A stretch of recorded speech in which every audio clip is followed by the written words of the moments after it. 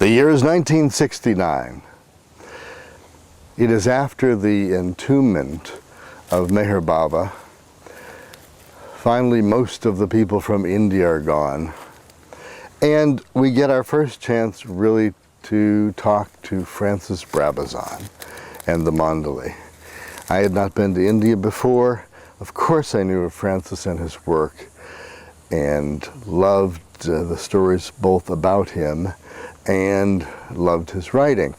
He was the kind of ferocious, independent lover of God that we admired in America. And the fact that he was a Westerner, not only just a Westerner, but somebody who had mastered work at so-called lower levels of occupation, as well as the highest forms of creativity, and had a deep and enduring link with real Sufism in Australia, made Francis an instant favorite with us. It is somewhat embarrassing to say how we first generated a conversation with Francis, because we had the feeling it was going to be a terribly important occasion, needless to say in history, and decided to interview the Mandali a day or two after the final entombment. Adi Irani, Mani Irani, Erich Jesawala, and Francis agreed to be interviewed. Rick Chapman, I, and filmmaker Anise Hassan asked relatively primitive questions, thinking that the future audience wouldn't know terms like darshan, etc. And all of them listened very patiently to the questions and were a little bit reluctant in the beginning to go on about their reactions, both their reactions to Baba's passing, what drew them to him, and what was his central message to the world.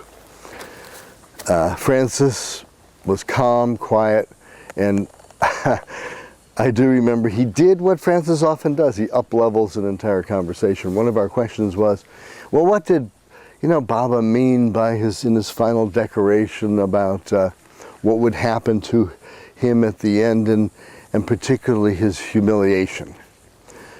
And the Mandali gave a few words about each. They didn't, different perspectives, and then Francis sat up and said, "We are his humiliation." Stopped it right there.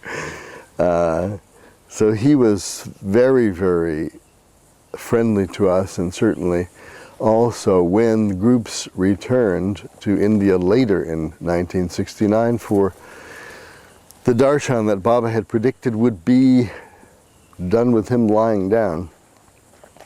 Francis again was the beacon of the role model for the Westerners, a Barzak between an intimate Mandali in the Indian tradition and a creative and productive communication force that was always believable, and that we never had to interpret in terms of, well, what does this mean in India and what does this mean in America or in the West? And that continued. I wish I could remember some of Francis's comments when I last visited him here, Avatar's abode, when he was struggling a bit with his health. But what you always found was the sharpest and most incisive comment, going to the very core of the issue, the core of the situation, with compassion but detachment, and always sending the conversation up another level with a wicked sense of humor. And of course we loved that. So this time, in being filmed in 2014, this beautiful place brings back those recollections, and I wish I had a really much better video camera back in those days.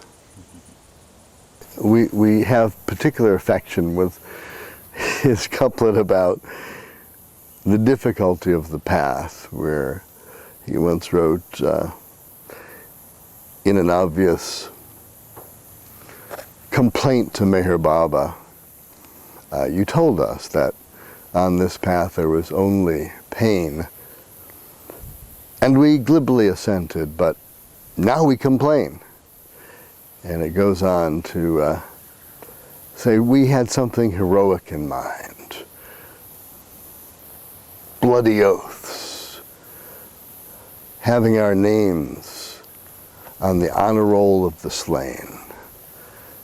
But what irks is the ordinariness of this pain.